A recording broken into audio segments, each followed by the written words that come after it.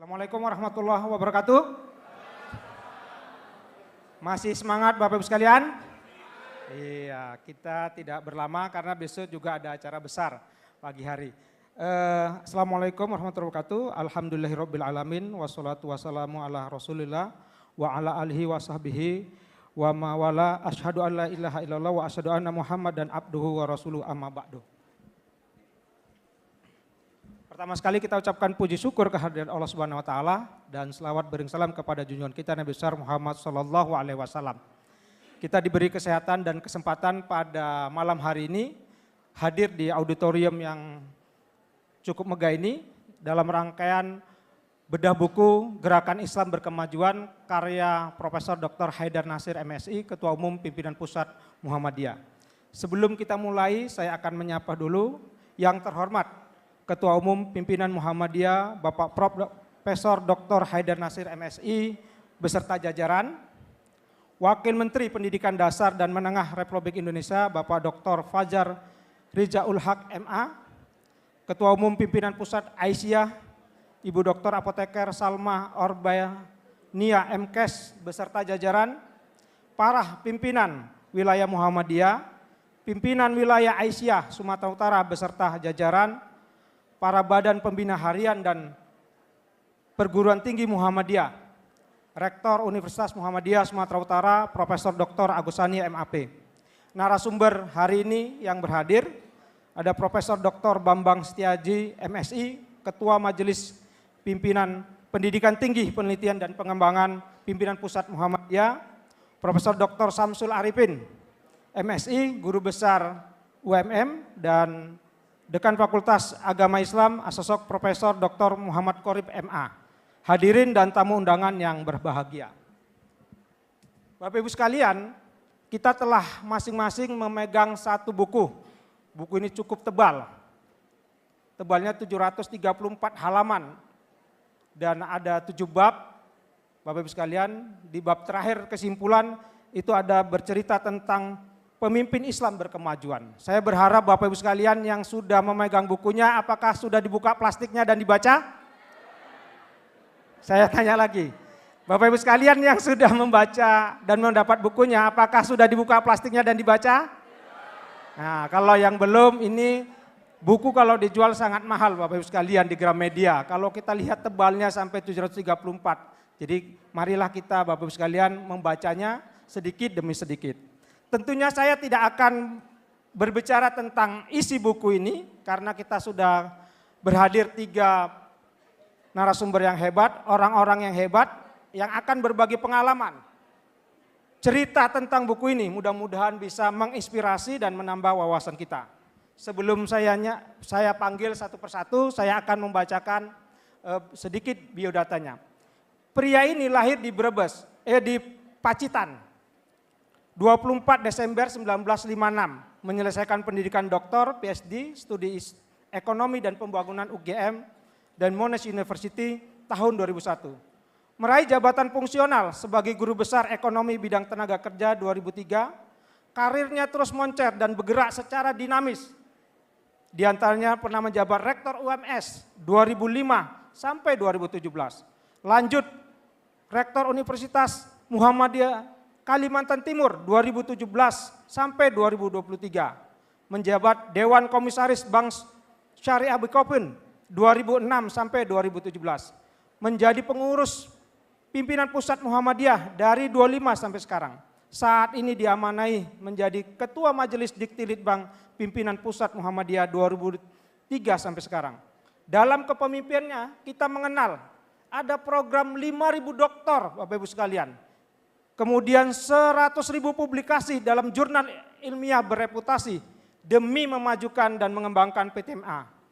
Dikenal aktif menulis di berbagai surat kabar nasional, jurnal internasional dan pernah menulis 1 bab pada buku The Soul of Development Italia 2018. Dengan segala hormat kami undang Profesor Dr. Bambang Setiaji MSI ke atas panggung. Beri aplaus Bapak Ibu sekalian. Silakan Pak Prof.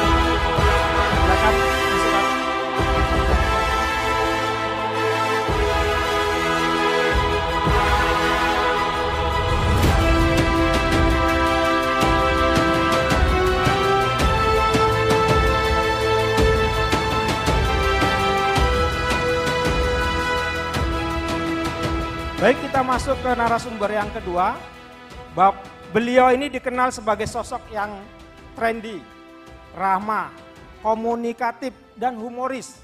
Pendidikan S3-nya diselesaikan di Studi Islam di UIN Sunan Ampel, Surabaya 2005. Karir beliau diantaranya pernah menjabat Wakil Rektor 1 Bidang Akademik dan Pengembangan Al-Islam Kemuhamadian AIK 2016 sampai 2024. Pria kelahiran Sampang 22 Desember 1967 pernah menjabat sebagai pejabat sementara Rektor UMM tanggal 30 November 2023 sampai 31 Januari 2024. Meraih jabatan fungsional sebagai Guru Besar Sosiologi Agama 2008 di Fakultas Agama Islam UMM. Dalam organisasi Muhammadiyahnya pernah menjadi anggota pimpinan Pusat Pemuda Muhammadiyah, anggota Majelis Penelitian Pengembangan Pimpinan Pusat Muhammadiyah, Ketua Forum Pimpinan Bidang Al-Islam Kemuhammadihan dan Perguruan Tinggi Aisyah PTMA. Memiliki gagasan yang terus produktif, karya-karyanya banyak tertuang dalam buku, jurnal, artikel, koran, dan seminar nasional maupun internasional. Tapi ada yang unik Bapak Ibu sekalian. Beliau ini jika mengajar membawa buku. Dan bukunya itu selalu diserahkan atau didiskusikan bersama mahasiswa-mahasiswanya menjadi sumber referensi yang relevan. Bahkan beliau ini memiliki jadwal setiap bulan ke toko buku demi memenuhi hasrat membacanya. Sangat keren sekali. Kita panggil dengan segala hormat Profesor Dr. Samsul Arifin MSI ke atas panggung.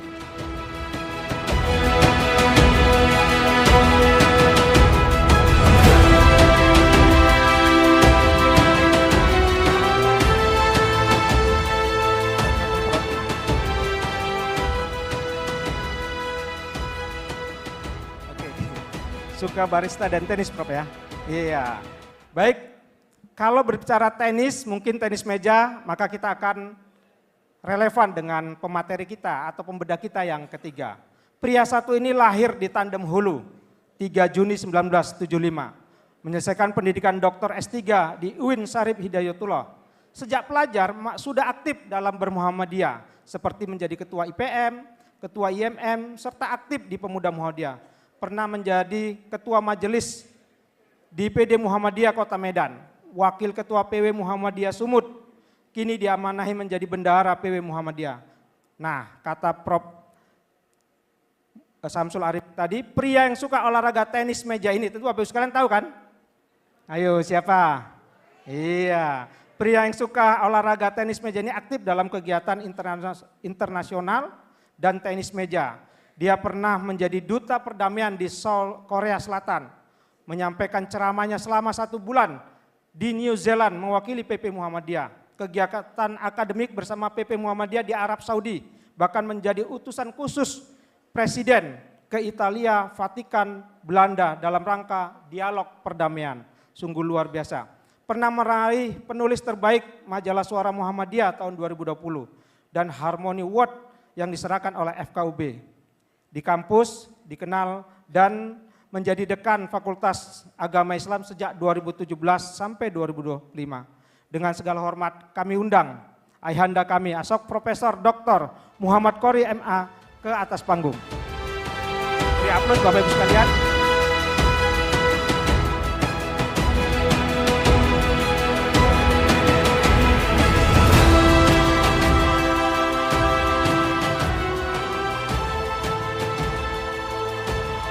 Izin Pak duduk. Baik, terima kasih kepada narasumber yang sudah hadir di bedah buku kita hari ini. Sebelum kita mulai, kita ada 2 agenda Bapak Ibu sekalian. Yang pertama nanti ada pertanyaan pemantik dilanjutkan dengan pemaparan Bapak-Bapak dalam perspektif yang sudah dikerjakan atau sudah dibedah di rumah. Kemudian nanti ada diskusi Bapak Ibu sekalian. Jadi karena kita mau diskusi Bapak Ibu sekalian, saya berharap buku-bukunya sudah mulai dibukalah. Mana tahu Bapak Ibu sekalian mau melihat di halaman mana, pertanyaannya apa, mungkin bisa ditanyakan nanti. Baik, pertama sekali saya akan mulai dari Pak Bambang ya. Selamat malam Prof. Bambang, bagaimana kabarnya di Medan? Alhamdulillah. Sudah berapa kali ke Medan Pak? 2 kali. 2 kali, sudah makan ucap durian? Oke. Nah, Prof. Bambang, buku Prof. Haidar Nasir ini mengatakan Muhammadiyah sebagai gerakan Islam berkemajuan. Tidak cukup dipahami dan dijelaskan dari aspek pemikiran semata. Sama pentingnya atau bahkan sangat penting dicandrai dari dimensi gerakannya secara utuh dalam kehidupan nyata. Sejak berdiri sampai saat ini serta proyeksinya ke depan. Bisa dielaborate Pak ya nanti ya. Bisa dielaborate Pak dari, ini kita baca di halaman 25. Kira-kira mengapa Muhammadiyah sebagai gerakan Islam berkemajuan tidak cukup dijelaskan dari aspek pemikiran semata? Apakah ada model tersendiri? Silakan Pak Prof. Waktu kita 15 menit. Prof. Haidar, selamat atas bukunya Bapak Ibu semua. Prof. Arifin, moderator. Saya ini dari ilmu ekonomi pembangunan, ilmu yang paling dekat dengan sosiologi. Kalau belok kanan menjadi matematika, ilmu model matematik yang biasanya dikuasai oleh orang-orang sangat sedikit, sangat sulit. Biasanya orang-orang Israel, orang Yahudi yang mengendalikan ekonomi. Belok kiri ke sosiologi. Ada yang murtad dari ekonomi bangunan namanya Prof. Mupiarto. Kalau kita kuliah di Gajah Mada, di S3 tidak dipasang.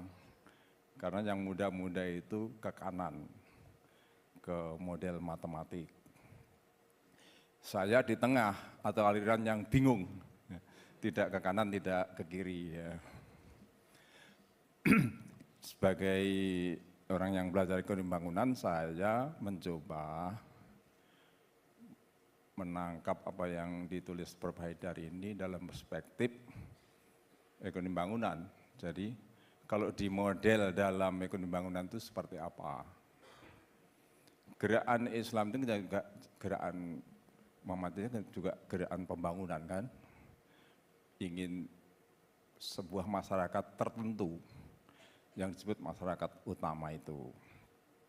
Bisa ditayangkan apa yang sudah tolong dibantu saya buat sedikit. Tim IT. Ya. Lanjut. Dalam buku ini Prof. Haidar menulis perbandingan mengenai kemajuan ya, dengan progres, reform, revival, developmentalis, semua dibahas. Buku ini merupakan buku yang sangat lengkap, handbook lah ya untuk mengerti Muhammadiyah dalam dunia modern ini. Ada di dalam buku itu semua yang saya tulis itu. Lanjut aja. Dalam perspektif pembangunan yang sekuler, dulu maju itu adalah growth, cenderung pada ekonomi kan, GDP, model Solo ya, tahun 56, di mana kemajuan itu kalau ada inovasi, ada investasi, ilmuwan dan pengusaha. Ya. Kemudian diperbaiki menjadi development, terus Bank Dunia dan para tokoh, wah jangan hanya development, harus ada kelestarian, maka muncullah sustainable development. Terus masih dikritik juga, belum adil, masih ada yang tercecer. Inclusive Sustainable Development, saya singkat ISD. Kemudian Islam berkemajuan itu sebetulnya bukan hanya religius plus ISD ya, tetapi untuk memudahkan orang memodel ya. Kita sebut religius plus ISD, RISD. Tapi ini masih Islam yang umum, belum Muhammadiyah berkemajuan ala Prof. Haidar. Lanjut, supaya cepat. Ada satu bab khusus Muhammadiyah berkemajuan. Kalau saya ringkas isinya ya moderat, toleran, kebangsaan. Ciri yang paling penting lah tiga ini saya kira ya. Darul Ahdi wal Sahadah. Jadi menurut konsep perjalanan pembangunan itu, growth yang mengutamakan inovasi dan investasi model Solo 1956 ke human centric well-being Amartya Sen 999 atau 911 ya, yaitu yang mengutamakan kebebasan. Menurut Amartya itu yang tertinggi itu bukan ekonomi, tapi kebebasan rakyat. Cocok juga dengan agama kita. Masyarakat yang khairu ummah itu bukan ekonomi, tapi amar ma'ruf nahi mungkar. Yaitu sebuah masyarakat yang bebas. Amar ma'ruf nahi mungkar itu hanya akan terjadi kalau sebuah masyarakat yang bebas kan. Yang tidak ada ketakutan sehingga boleh mengkritik, boleh. Kalau kita baca sejarah Islam dengan khalifah itu orang kan kalau mencaci maki luar biasa, nggak kalah dengan medsos sekarang, ya kan? Kemudian berakhir kepada religious, moderate, inclusive, sustainable development Haidar Nasir 2024. Ini kita ambil 50-an, 90-an, 2000-an. Saya singkat RMISD ya, Religious, Moderate, Inclusive, Sustainable Development. ISD itu sendiri ya sangat islami sekali. Itu satu mata uang ya kan. Lanjut, bagaimana metodenya yang ditulis oleh Prof. Haidar? Ya tetap dakwah, memahami Islam moderat, dan dakwah di situ ditulis dakwah yang sekarang memasuki era IT, ya banyak dibahas juga di dalam buku itu. Kemudian memperkuat civil society. Sebagai ekonom saya ingin menangkap kegalauan, saya menangkap dua kegalauan Pak Haidar dalam buku ini. Mungkin ada kegalauan yang lain, tetapi tidaknya dua hal ini. Pertama dalam bidang ekonomi, beliau menangkap organ dalam Muhammadiyah itu kan banyak sekali kan, lembaganya, majelisnya, tapi nggak bisa biayai, nggak punya uang sebetulnya. Walaupun tertulis itu bertriliun-triliun, tapi uangnya adalah di UMSU itu, bukan di PP Muhammadiyah. Nggak punya uang, organnya banyak sekali ya. Tapi ya dengan apa istilahnya tuh, berpandai-pandailah ya, kegiatan ini di sana, kegiatan ini di sana, ya semua jalan ya. Oke, Pak Haidar juga galau majelis ekonomi, nama aja majelis ekonomi lembaga yang begitu besar, yang dibuat itu mungkin apa ya, Karamba apa ya. Sekarang sih mau masuk tambang ya, ini agak mentereng dikit. Sebelumnya itu kan mainnya tuh Karamba atau apa gitu ya. Lembaga setenar ini kegiatannya Karamba ya, sama dengan tetangga saya aja ya. Oke, tetapi jangan galau Pak Haidar ya. Kalau Mas Gibran jangan takut Pak Prabowo. Apa tuh? Saya jangan galau. Sumbangan ekonomi terbesar kita itu bukan majelis ekonomi, tetapi adalah lulusan-lulusan UMSU, lulusan-lulusan PTM, SMK yang kita tempatkan di industri-industri. Belum lagi anak-anak Muhammadiyah yang di ITB, di ITS, di Gajah Mada, di UI, yang juga masuk di industri-industri. Luar biasa di situ.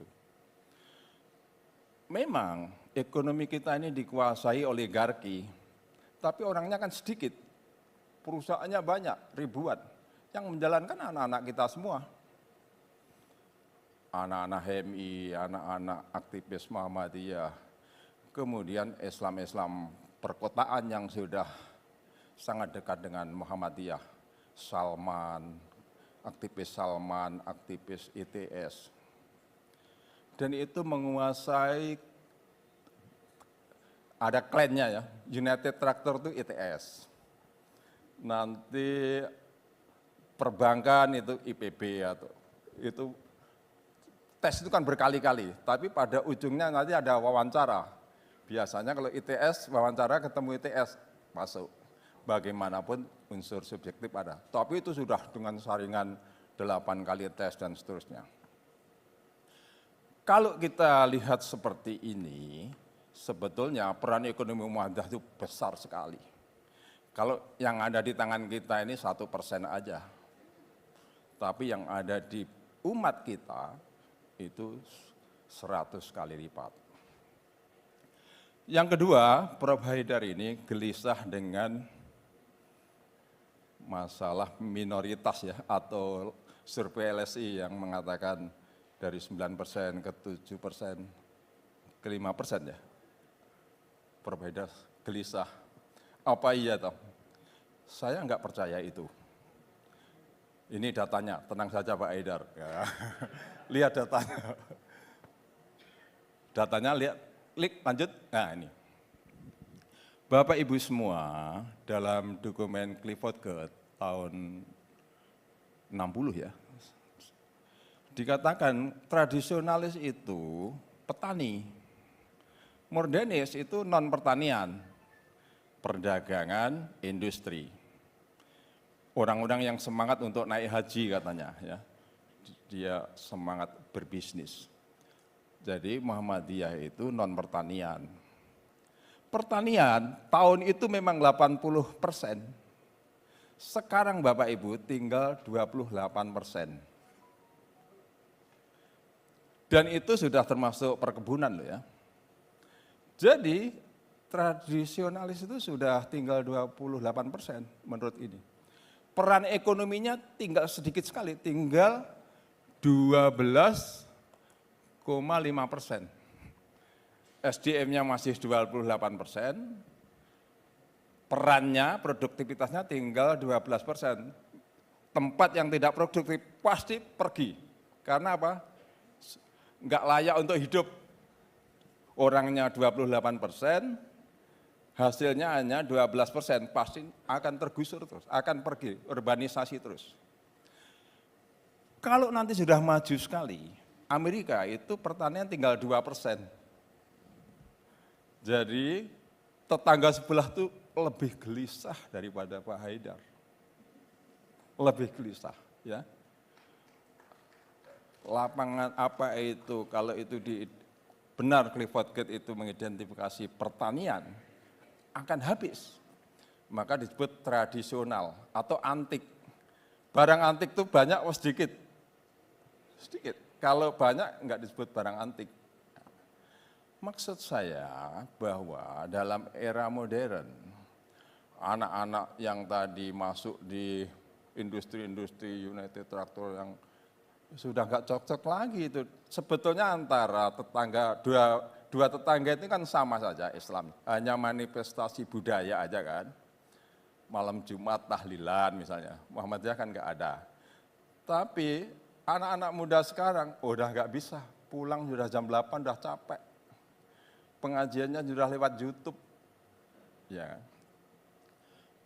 Jadi potensi ke depan dengan turunnya pertanian menjadi nanti di bawah 10%, bisa tinggal 5%. Muhammadiyah lah dalam era modern pastilah yang mayoritas. Problemnya adalah bagaimana kita mewadahi, merangkul apa itu metafora dari pertanian ini kepada alam pikiran Muhammadiyah ini. Saya setuju dengan Buya Syafi'i Ma'arif mengembangkan yang disebut tenda besar. Kebalikannya adalah eksklusivitas. Jangan sampai terjadi eksklusivitas dan ekskludabilitas pengeluaran.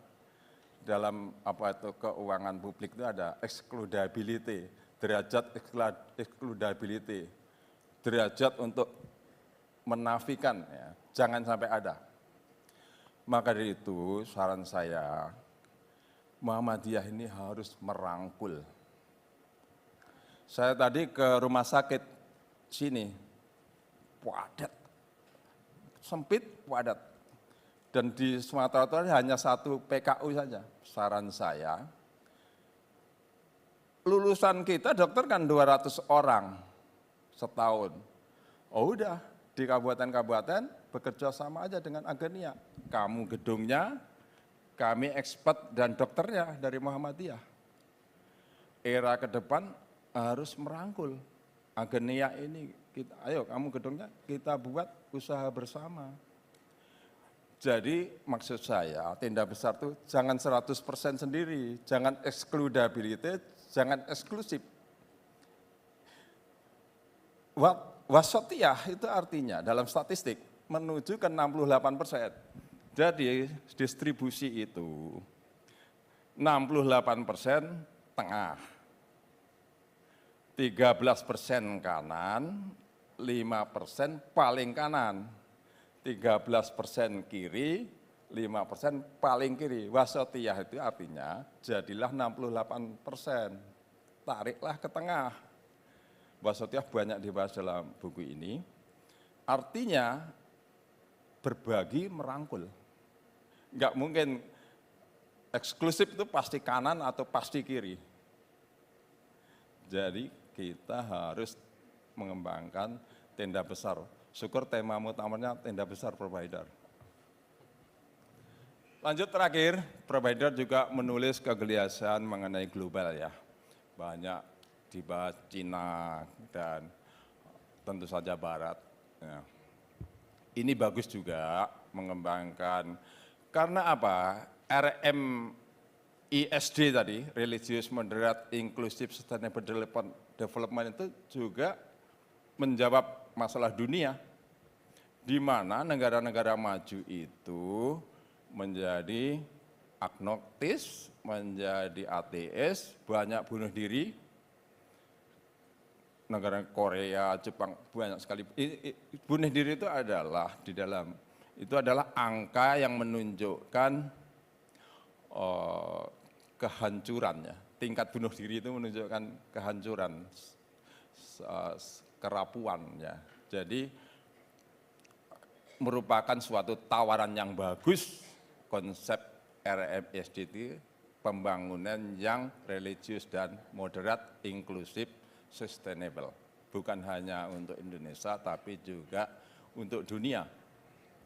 Kalau kita merumuskan seperti itu, maka melihat keluar itu efeknya adalah melupakan apa itu di dalam. Kita ini kan baik gimana pun masih dicurigai ya. Belum misalnya mau presiden atau apa itu masih belum, dari kelompok Islam itu belum benar-benar diterima. Walaupun kita sudah mengatakan wasatiyah, sudah ini belum sepenuhnya diterima. Maka dari itu kita harap ke depan kita benar-benar bisa diterima untuk kebangsaan. Sekian komentar dari kami mengenai buku ini. Assalamualaikum warahmatullahi wabarakatuh. Terima kasih Prof. Dr. Bambang Setiaji. Bapak Ibu sekalian, mungkin saya tidak akan merangkum ya, karena kita malam ini berharap kepada Bapak Ibu sekalian yang mengkonstruksi sendiri ya apa yang disampaikan narasumber, sehingga Bapak Ibu sekalian memahami apa yang disampaikan oleh ketiga narasumber. Dengan pemahaman itu menurut teori konstruksi pemimpin adalah derajat paling tinggi Bapak Ibu sekalian. Jadi kita berlatih bagaimana mengkonstruk setiap yang disampaikan oleh narasumber kita. Kita akan ke narasumber yang kedua, kepada Pak Samsul Arifin. Di halaman 185 Pak, khususnya di bab 4, itu dibahas tentang ideologi Islam berkemajuan. Nah, dibahas Muhammadiyah sejak berdiri hadir sebagai gerakan Islam pembaru karena memelopori berbagai pembaruan dalam memahami dan melaksanakan ajaran Islam. Kira-kira bagaimana pandangan Prof ini? Ini kayak ujian disertasi ini. Untung saya sudah membaca hampir halaman 300 itu ya. Baik Ibu Bapak, bismillahirrahmanirrahim. Assalamualaikum warahmatullahi wabarakatuh. Waalaikumsalam. Hamdan wa syukran lillah, la hawla wa la quwata illa billah, asyhadu an la ilaha illallah wa asyhadu anna Muhammadan abduhu wa rasulun nabiyya ba'da. Rabbi shrah li sadri wa yassir li amri wa hlul 'uqdatam min lisani yafqahu qawli. Amin amma ba'du. Prof Haidar yang saya sangat hormat pada beliau. Tadi beliau menyebut punya 37 buku, lalu ada 500-an esai ya, dan akan disusul dengan karya tulis yang lain. tanggal 7 Desember 2022, saya menulis di media Indonesia tentang wajah kepemimpinan Muhammadiyah setelah 1 bulan ya. Selesainya muktamar di Solo. Saya memang ada momentum di mana saya itu bisa menulis tentang Muhammadiyah pada saat tanwir gitu, kemudian pada saat milad, kemudian juga pada saat muktamar. Pasca muktamar saya nulis di media Indonesia. Saya bilang di situ ada sintesis ya, kepemimpinan di Muhammadiyah itu dari sosok Ahmad Dahlan kemudian ke Profesor Haidar Nasir. Nah, saya kasih konsep pada Prof. Haidar dan juga pada pimpinan sebelumnya, corak dan karakteristik kepemimpinannya itu adalah polimetik. Ya, polimetik itu apa? Polimetik ini mengingatkan kita kepada para ulama, para ilmuwan kita pada zaman Islam klasik, the Golden Age. Jadi dia menguasai banyak bidang dan kemudian bisa mengkomunikasikan beragam pemikirannya itu baik secara verbal maupun secara tulisan. Dan Prof. Haidar bisa melakukan itu. Dan yang luar biasa adalah Prof. Haidar bisa memanage energinya, bukan waktunya. Saya membaca satu buku, Tuhan itu ngasih waktu hanya 24 jam, sehari semalam. Jadi kalau orang Madura itu buka toko kelontong itu 25 jam, saya nggak tahu satu jamnya dari mana itu. Memang orang Madura itu kan kreatif kan, bahkan berani itu. Bahkan besok hari kiamat dia masih buka setengah hari itu. Itu. Tapi yang bisa kita kelola adalah energi. Jadi kita mau minta sama Allah itu, ya Allah kasih waktu 30 jam sehari nggak bisa, itu nyalai sunatullah itu. Tapi yang bisa kita kelola adalah energinya dan beliau bisa menulis. Bapak Ibu bisa bayangkan nulis di pesawat, di kereta, lalu delay, bahkan tadi doanya nggak bagus beliau itu. Mudah-mudahan delay itu, beliau enak tapi penumpang yang lain bisa marah-marah itu. Bisa marah-marah, karena juga nggak punya pelampiasan. Itu yang dimarahin itu petugas yang di bagian das itu, provider enak aja nulis. Besok muncul ketika itu belum almarhum ya, Republika itu yang offline, muncul dan enak dan dibaca itu. Beliau polimatik dan yang luar biasa, Bapak Ibu saya ini kalau menggunakan perspektif sosiologi ini pelaku konversi saya ini. Tapi bukan conversion as replacement of religion, bukan konversi pindah dari agama satu ke agama yang lain, tapi convert dari subtradisi satu ke subtradisi yang lain, tapi masih dalam tetap payung tradisi besar Islam. Ini kalau saya ceritakan bisa sampai subuh. Nanti ibu bapak ngantuk, besok groundbreaking nggak bisa datang semua itu kan. Nah, saya stop di bagian itu. Nah, kemudian saya mengalami turning point lah kira-kira begitu dalam transformasi keberagamaan ketika kuliah di S1. Saya baca bukunya Ahmad Wahib, Pergolakan Pemikiran Islam itu. Ketemu dengan Allahyarham Pak Malik Fajar itu merubah banyak hal pada saya, sehingga pada saat itulah terjadilah apa yang kemudian disebut dengan Muhammadiyah state of mind. Cara pandangnya berubah. Dan itu berisiko itu. Merubah itu beresiko. Sampai abah saya itu Allahyarham bilang, oh coba bantar-bantar lah dia bilang gitu. Coba bantar-bantar. Nah, nanti kalau kamu bantar-bantar kamu bisa bermasalah kayak begitu. Nah, tidak gampang memahami pemikiran Muhammadiyah, terutama pada aspek ideologinya.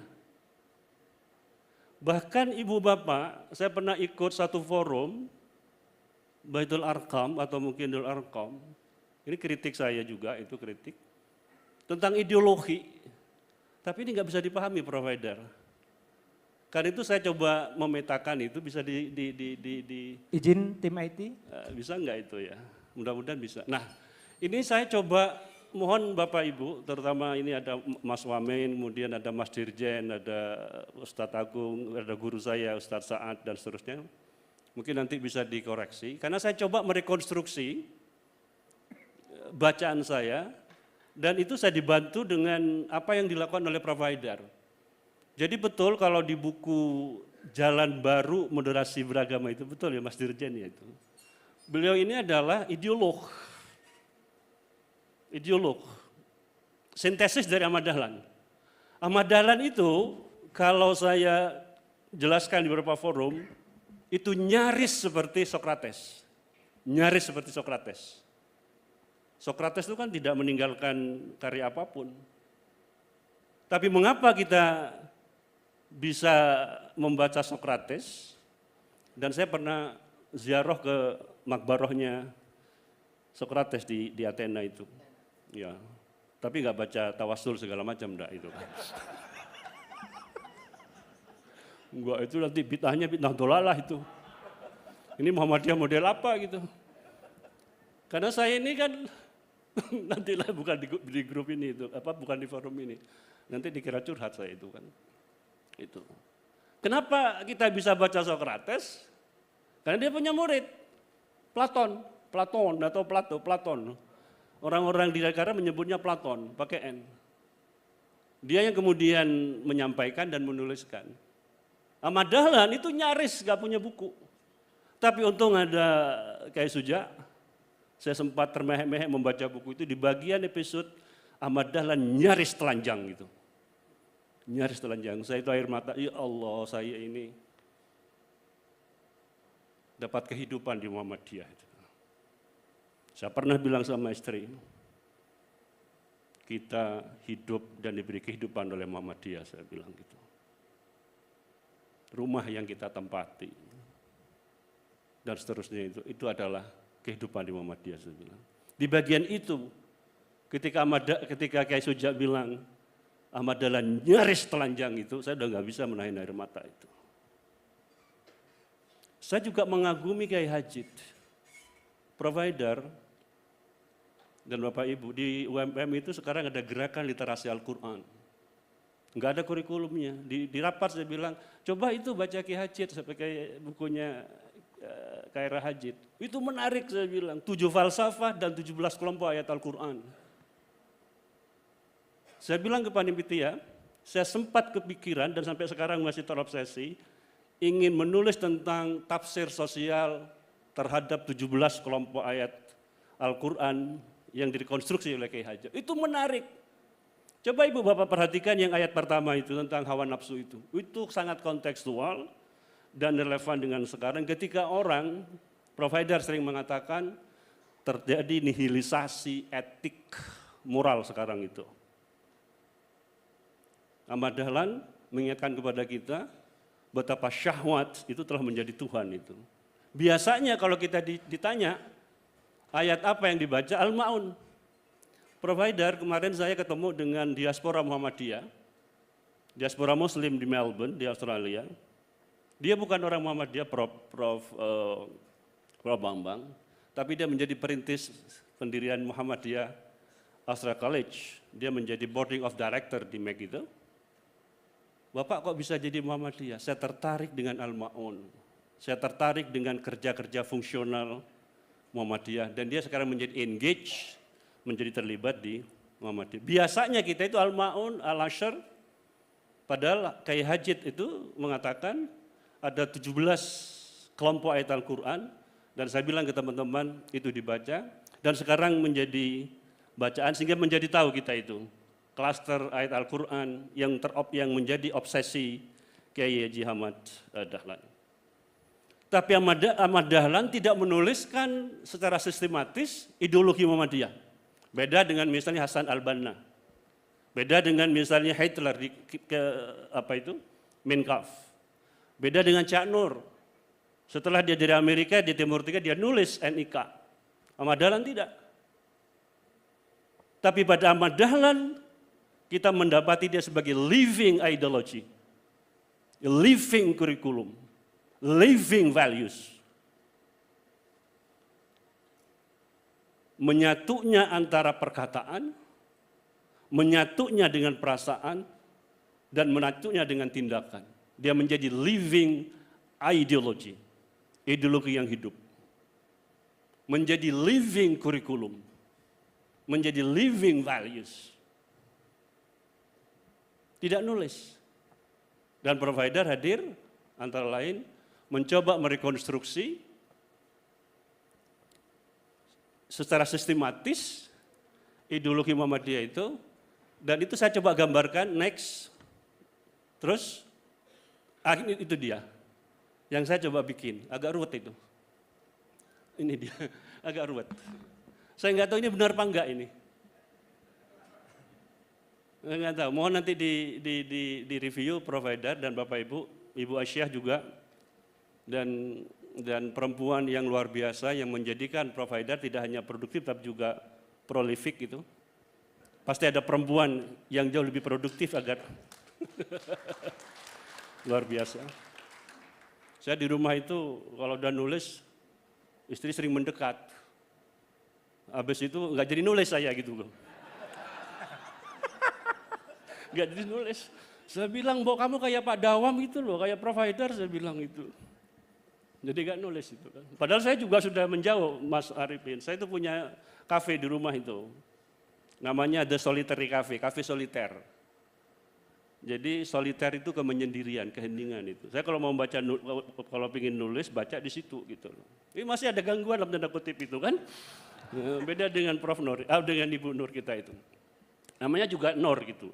Tapi yang sana Nurjana, yang sana Nur Hasanah gitu kan. Oke. Nah saya coba itu. Nah di bagian akhir itu, saya baca dari provider itu, risalah Islam berkembang itu adalah ideologi, mabda. Nah maka buku ini menurut saya jadi teringat hasil kajian saya ketika S3 itu, di satu gerakan yang kemudian sekarang di-ban oleh pemerintah.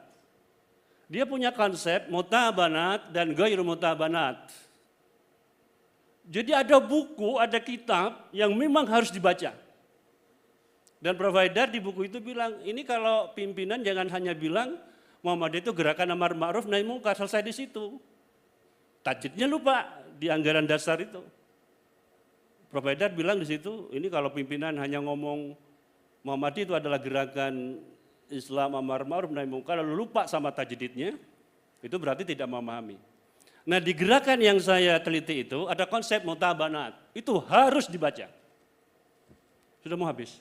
5 menit lagi, Prof. Hah? Baru pengantar ini. Baru semangat saya ini. Jangan sampai saya itu berjam-jam, delay segala macam, di sini cuma ngomong 30 menit itu. Kata orang Madura, enggak sumbut saya. Lanjut, Prof. Oke, enggak ini guyon aja. Karena saya banyak hal, mesti tadi ditanya, sudah berapa kali saya ke Medan?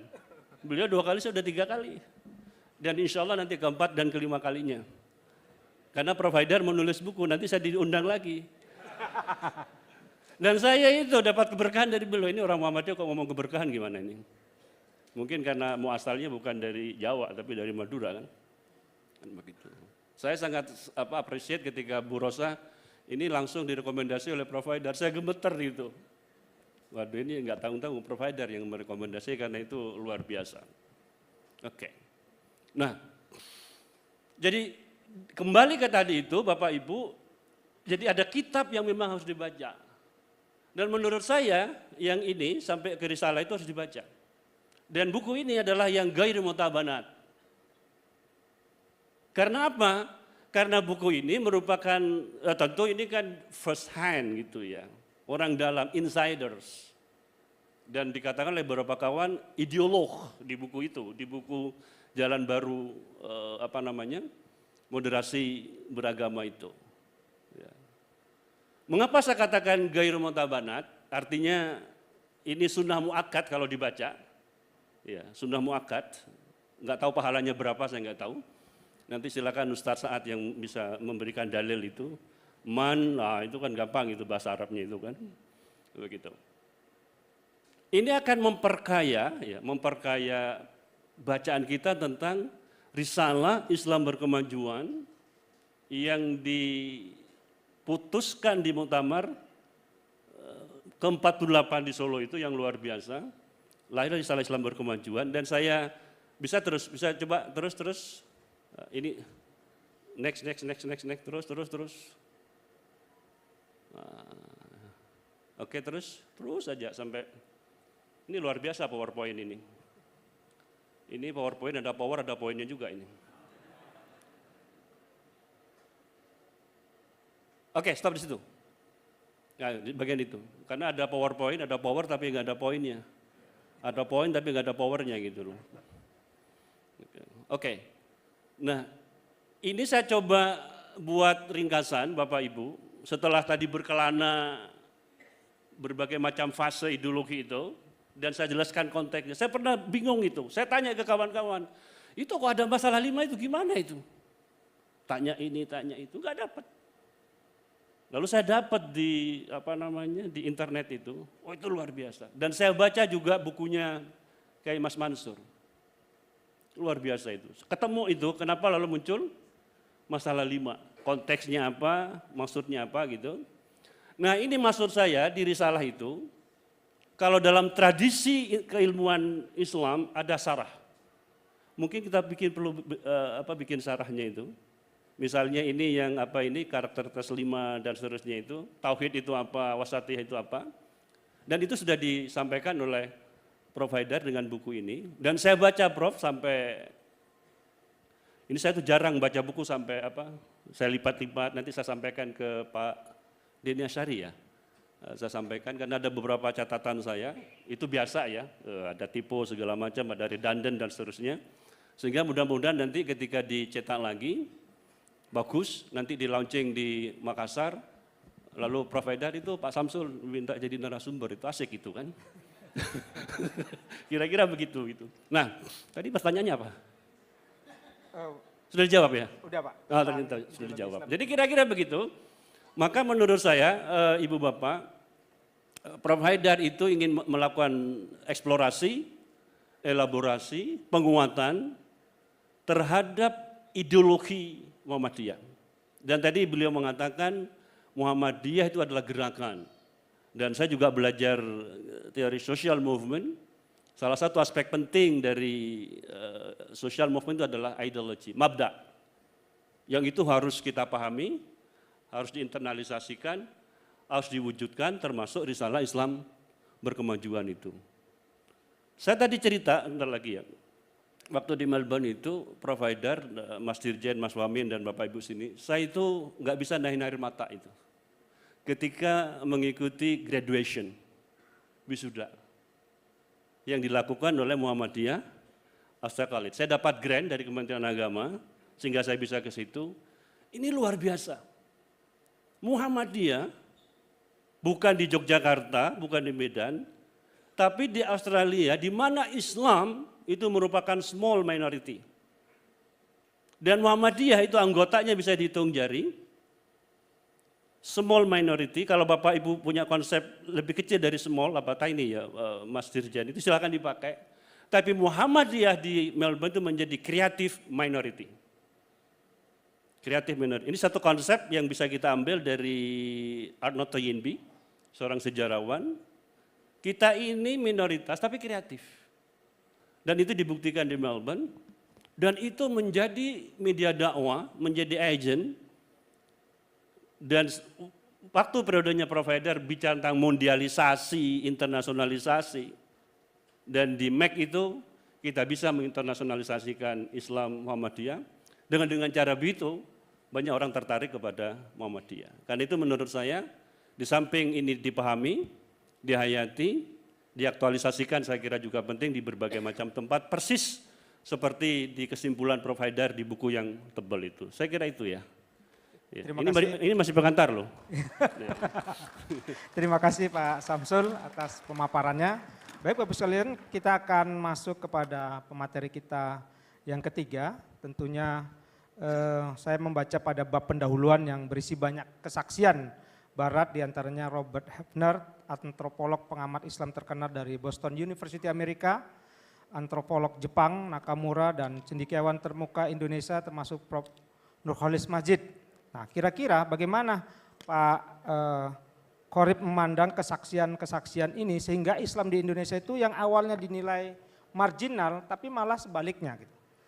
Kepada Mas Qorib kami persilakan, waktu kita 10 menit sampai 15 karena sudah jam 22:01 ini Pak. Besok. Makasih. Bismillahirrahmanirrahim. Assalamualaikum warahmatullahi wabarakatuh. Ayahanda Haidar yang sama-sama kita hormati dan kita muliakan beserta Ibu, para pimpinan pusat Muhammadiyah yang hadir pada saat ini, pimpinan pusat Aisyah, kemudian Mas Wamen, Pak Rektor, pimpinan wilayah Muhammadiyah dan Aisyah, seluruh keluarga besar Muhammadiyah dan Aisyah Sumut, kemudian Mas Dr. Denny Alasari dan Bapak Ibu yang dirahmati Allah. Sungguh menjadi sebuah kebahagiaan tersendiri bagi saya dan sebuah kehormatan pada saat Ayahanda Haidar mengatakan nanti Mas Qorib menjadi salah seorang pembedah buku di UMSU. Saya berada pada posisi yang sangat dilematis. Menolak juga tidak enak karena ini mandat dan amanah dari Ketua Umum Pimpinan Pusat Muhammadiyah. Kemudian menerima tawaran itu juga sangat berat karena harus membedah buku sang ideolog Muhammadiyah.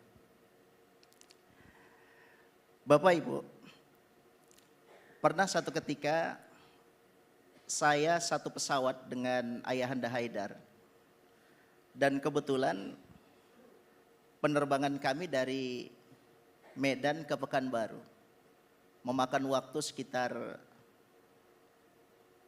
1 jam. Saya sebenarnya ingin memberikan beberapa pertanyaan kepada beliau terkait dengan persoalan gerakan Islam berkemajuan. Tapi sejak pesawat take off sampai kemudian hampir landing, Bapak Ibu, beliau konsentrasi menulis. Jadi kemudian saya tidak berani mengganggu aktivitas akademik beliau. Tapi satu hal yang harus kita garis bawahi bahwa dimanapun beliau berada, beliau senantiasa meluangkan waktu untuk menulis. Kemudian yang menarik Bapak Ibu, ini kesaksian saya secara pribadi. Beliau tidak pernah mempergunakan jabatan ketua umum untuk kepentingan pribadi. Ini saya saksikan secara langsung. Pernah satu ketika beliau meminta saya untuk menemani terbang dari Medan ke Jakarta, kemudian kembali ke Jogja. Setelah landing di Yogyakarta, Bapak Ibu, beliau mengatakan, Mas, kita cari nasi goreng di alun-alun. Nasi goreng yang menjadi kesukaan saya semenjak mahasiswa. Akhirnya kami menuju ke alun-alun, kami duduk Bapak Ibu sekalian, banyak orang di situ, padahal siapa yang tidak mengenal Ayahanda Haidar? Saya sudah dalam kondisi yang sangat kelaparan ketika itu Bapak Ibu. Dalam durasi waktu 1 jam, nasi goreng belum datang juga. Padahal beliau bisa saja mempergunakan otoritas sebagai ketua umum untuk meminta lebih cepat.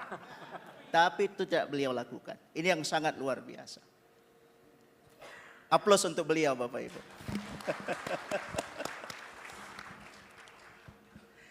Haji Omar Said Cokroaminoto pernah mengatakan begini.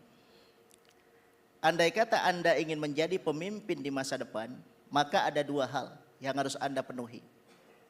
Yang pertama, Anda harus cakap menulis layaknya seperti seorang jurnalis dan cakap berpidato seperti seorang orator. Betul kata Prof. Samsul Arifin tadi bahwa beliau ini merupakan pelengkap dari Kiai Dahlan. Kalau Kiai Dahlan itu meninggalkan karya-karya besar berupa amal usaha, Ayanda Haidar mendokumentasikan berbagai macam pemikiran di Muhammadiyah ini. Mohon slide, Mas Riza. Bapak Ibu, dalam bedah buku ini saya membuat catatan-catatan kecil untuk buku beliau yang saya beri judul Suluh Peradaban. Suluh itu kan seperti obor. Next. Nah ini Bapak Ibu. Saya pernah bertemu dengan Pak Hebner di Jakarta dalam sebuah acara dan beliau banyak bercerita tentang sivil Islam, khususnya tentang Muhammadiyah. Tapi ada sebuah tulisan dari Hebner yang sangat menarik yang saya kutip pada malam hari ini. Beliau mengatakan begini Bapak Ibu. Barat pada saat berbicara tentang Islam, maka Barat itu akan sangat terperangkap pada Islam Timur Tengah, khususnya Arab Saudi. Tapi kemudian Hebner memberikan sebuah penjelasan yang logis. Kata beliau, wajar Barat menganggap Islam itu direpresentasikan oleh Arab Saudi atau negara-negara Islam di Timur Tengah. Kenapa? Karena Islam turun di Arab. Kemudian Al-Quran juga turun di Arab. Hadis juga berproses di Arab. Umat Islam pada saat melaksanakan sholat 5 waktu menghadap ke Ka'bah. Dan itu di Arab. Kemudian setiap tahun umat Islam melaksanakan ibadah haji dan itu ke Arab.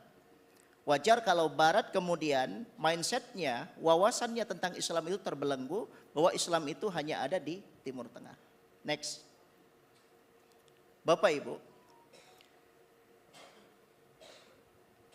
ada sementara para sarjana Barat yang mengatakan bahwa negara-negara Islam seperti Arab Saudi, Mesir, dan negara Timur Tengah lainnya adalah negara yang dalam konteks proses demokratisasi itu tidak bisa melaksanakan secara baik. Dan mereka sangat pesimis. Dan mereka mengatakan bahwa Timur Tengah itu adalah negara-negara yang sulit untuk menerima demokratisasi. Dan mereka kemudian menulis, menyebarkan opini, kemudian memberikan berbagai macam informasi. Jadi seolah-olah begitulah kondisi dan situasi dari negara Islam. Mereka diantaranya adalah Bernard Lewis, kemudian Ernest Gellner, Syarif Mardin, dan banyak lagi sarjana Bapak Ibu yang pesimis dengan dunia Islam. Kenapa? Karena Islam mereka anggap direpresentasikan oleh Arab Saudi dan negara-negara Islam yang lain. Next.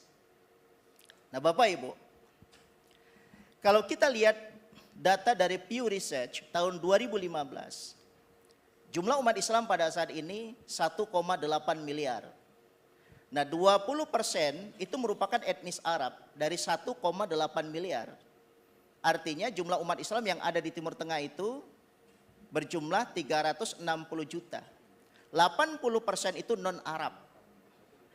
Nah yang harus kita garis bawahi Bapak Ibu sekalian, jumlah umat Islam terbesar di dunia itu ada di Asia Pasifik. Dan salah satu yang paling besar itu ada di Indonesia.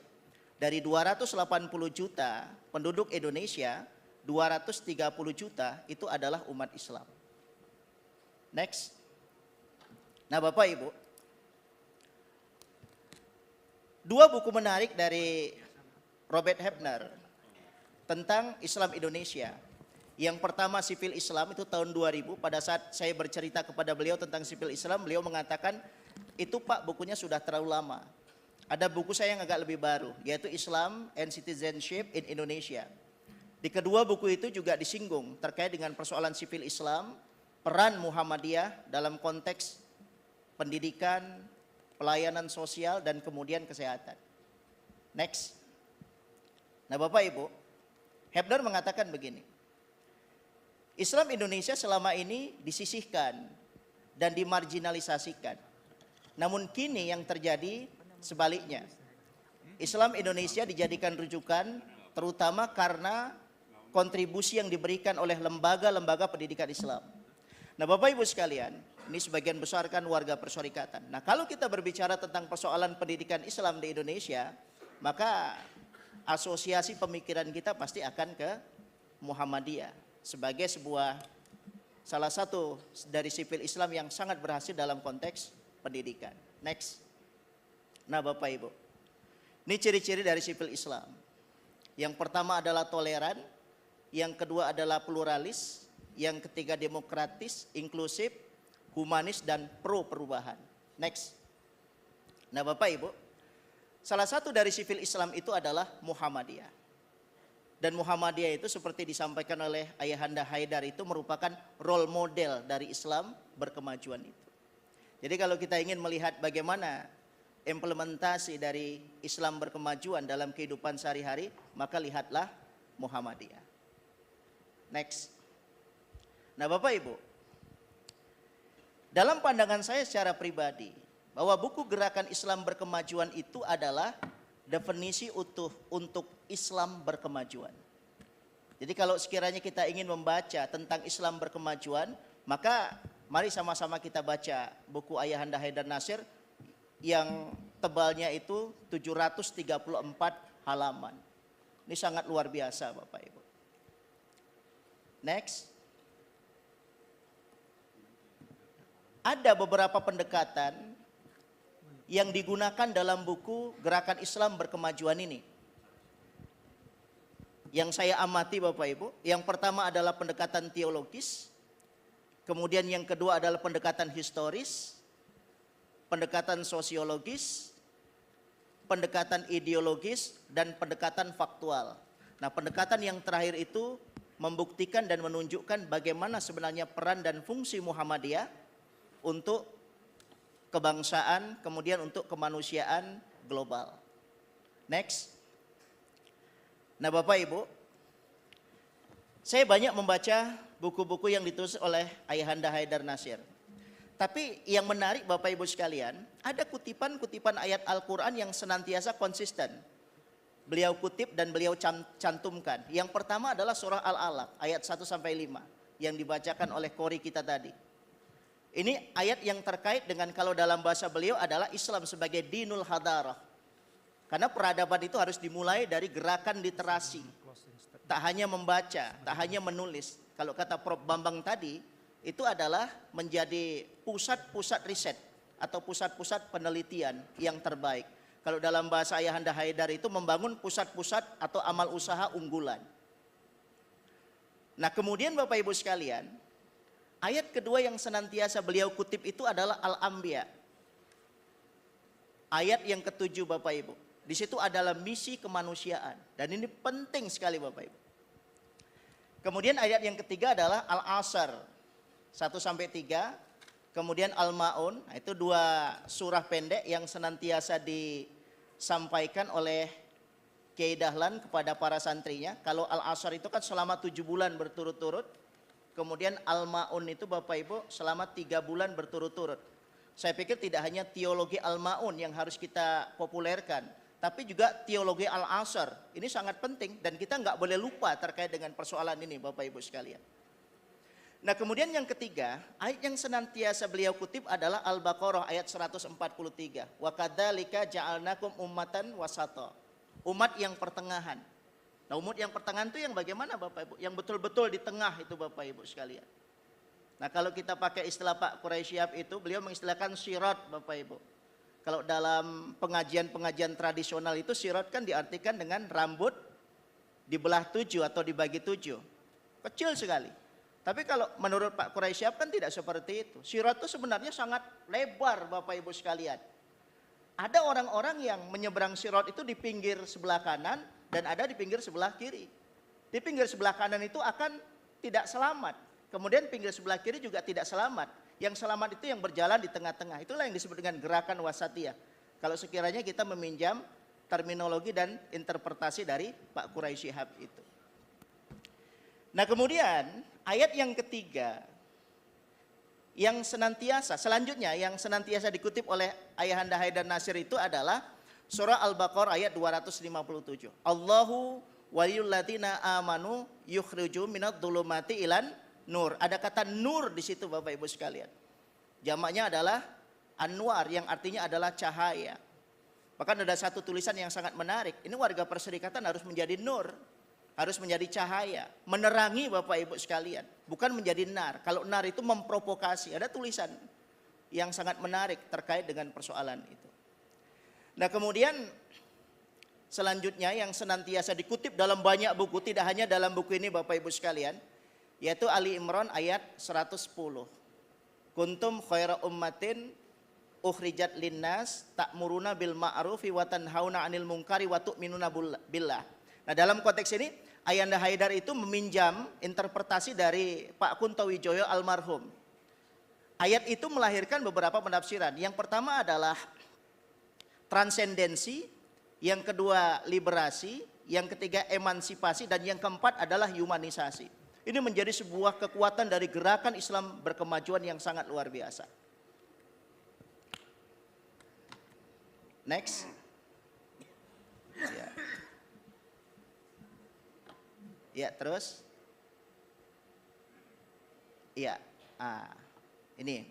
Nah, Bapak Ibu yang dirahmati Allah, termasuk di dalam buku yang sekarang ada di tangan kita masing-masing Bapak Ibu. Ketika kita membaca karya-karya Ayahanda Haidar Nasir, itu tidak pernah lepas dari inspirasi yang beliau elaborasi dari pemikiran-pemikiran Kiai Dahlan. Termasuk di kampus kita ini Ayahanda Haidar, itu kuliah Kemuhammadian 1 dan kuliah Kemuhammadian 2 itu menjadi buku wajib bagi kita di sini. Dan di situ juga dijelaskan bagaimana peran dan pemikiran dari Kiai Dahlan dalam mengimplementasikan gerakan Islam berkemajuan. Nah, Bapak Ibu, dalam pencermatan saya secara pribadi, Kiai Dahlan ini kan dapat kita katakan kiai pemikir. Kemudian setelah kiai pemikir juga kiai penggerak. Ada kiai yang berpikir tapi tidak bergerak. Ada kiai yang bergerak saja tapi nggak pernah mikir Bapak Ibu. Nah, Kiai Dahlan ini merupakan integrasi dari kiai pemikir dan kiai penggerak Bapak Ibu sekalian. Next. Iya. Waktunya sudah. Iya, sedikit lagi Mas. Nah, ini masih pengantar kata Prof. Samsul tadi. Nah, gerakan Islam berkemajuan. Nah, Muhammadiyah sebagai gerakan kultural Bapak Ibu. Coba saya kutipkan itu Bapak Ibu. Saya kutip foto kita itu, foto tentang bendera Muhammadiyah itu. Coba kita lihat Bapak Ibu. Ada visi besar kita bahwa Muhammadiyah itu ada di seluruh dunia Bapak Ibu. Lewat apa? Lewat gerakan kultural. Yang pertama adalah pendidikan, yang kedua kesehatan, dan yang ketiga adalah pelayanan sosial. Dan itu dijelaskan oleh Ayahanda Haidar dalam buku ini. Next. Nah, Bapak Ibu, ini bagi warga perserikatan, saya tekankan pada malam hari ini Bapak Ibu sekalian, bahwa buku yang lahir ini tidak jumping to conclusion. Artinya tiba-tiba muncul kemudian Ayahanda Haidar menulis lalu jadilah buku ini, tidak. Ini merupakan sebuah proses yang sangat panjang yang disebut dengan continuity and change, kelanjutan dan berbagai macam kontekstualisasi atau perubahan-perubahan. Coba kita lihat Bapak Ibu sekalian, sumber-sumber rujukan yang memperkaya buku gerakan Islam berkemajuan ini. Yang pertama Bapak Ibu sekalian itu anggaran dasar, anggaran rumah tangga. Ini penting bagi PDM, PWM, PWA untuk membaca ini Bapak Ibu. Yang kedua adalah himpunan putusan tarjih. Ada semacam kegelisahan dari Ayahanda Haidar Nasir dan penekanan dari beliau pada saat kita mendengarkan ceramah-ceramah beliau. Dalam himpunan putusan tarjih jangan hanya aspek ritual yang menjadi atensi kita. Ada bab khusus yang membahas tentang masailul khamsah. Apa itu agama? Wa ma anzalallahu fil Qur'an wa majad bis sunnatus shahihatu minal awamiri wan nawahi wal irsyadati lissolahil ibadi dunyahum wa ukhrahum. Ini sangat penting Bapak Ibu, landasan ideologis dari Islam berkemajuan. Nah, kemudian Bapak Ibu ada pedoman Islami warga Muhammadiyah, kemudian ada ideologi Muhammadiyah, ada manhaj tarjih. Di sini juga disebutkan manhaj tarjih Bapak Ibu oleh beliau. Dan ini penting, manhaj tarjih itu sangat berbeda dengan himpunan putusan tarjih. Kemudian ada tafsir langkah Muhammadiyah. Lalu ada Indonesia berkemajuan, ada Dhawahirul Afkar Al-Muhammadiyah Abrul Qarni Minad Daman.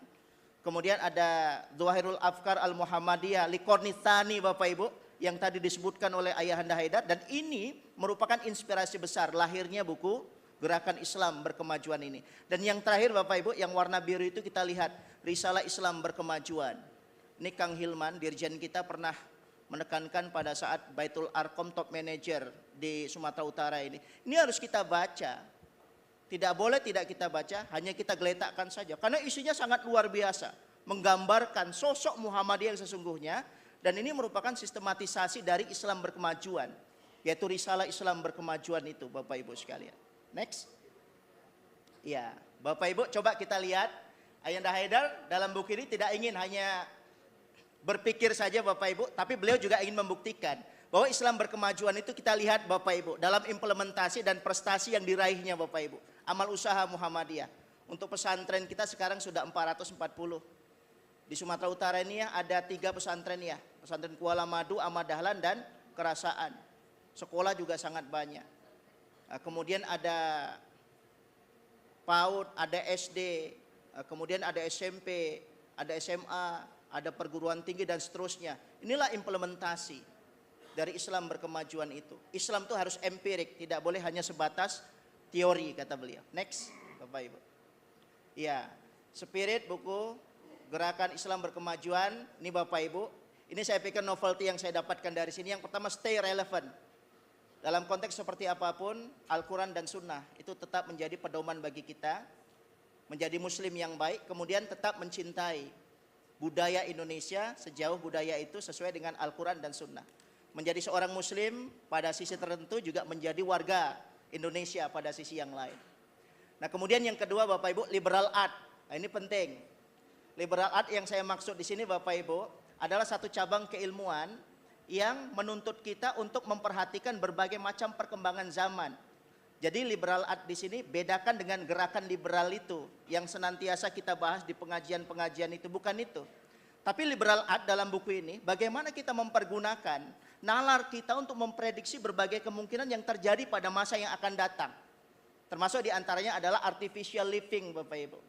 Bahwa makanan di sekitar kita ini Bapak Ibu sekalian ini sudah artificial semua. Beras itu artificial, kemudian gula artificial. Sembako itu artificial. Bahkan di negara-negara tertentu Bapak Ibu sudah ada artificial affection. Artinya seorang laki-laki dan perempuan sudah tidak lagi membutuhkan jodoh. Tapi kemudian mereka bisa menciptakan jodoh lewat artificial affection itu Bapak Ibu. Jadi suaminya itu dari robot, kemudian istrinya juga dari robot. Dan itu mungkin terjadi. Sehingga kemudian buku ini mengajak kepada kita semua untuk tetap berpegang pada ajaran Islam yang kokoh. Nah kemudian Bapak Ibu yang terakhir, buku Gerakan Islam Berkemajuan itu adalah definisi komprehensif tentang Islam berkemajuan. Next. Ya. Bagi saya secara pribadi Bapak Ibu, buku ini merupakan salah satu suluh peradaban Islam, Dinul Hadarah. Matur nuwun, terima kasih Bapak Ibu sekalian. Pada Allah kita kembalikan. Nasrul minallah wa fathun qarib wa basyiril mu'minin. Assalamualaikum warahmatullahi wabarakatuh. Waalaikumsalam warahmatullahi wabarakatuh. Bapak Ibu sekalian, kita revisi kalau di awal tadi kita ada tanya jawab karena waktu sudah menunjukkan pukul 22.30 maka tidak ada tanya jawab dan besok pagi kita harus ke acara grand breaking. Jadi saya ucapkan terima kasih kepada ketiga narasumber kita yang hari ini sudah membedah dari perspektif yang berbeda-beda menurut pandangan ketiga tokoh ini. Jadi kepada para hadirin semua, mari kita yang setelah memiliki buku ini, karena buku ini kita dapat menginspirasi bagi kita, kemudian dari buku ini bisa menambah wawasan kita, kemudian kita juga bisa berkhidmat di Persyarikatan Muhammadiyah yang sama-sama terus kita besarkan, kita majukan, kita sebarluaskan pemikiran dan gerakannya. Saya sebagai moderator Dr. Muhammad Arifin MPD memohon maaf jika ada kekhilafan ketika memandu acara ini. Demikian acara ini kita tutup dengan hamdalah. Assalamualaikum warahmatullahi wabarakatuh.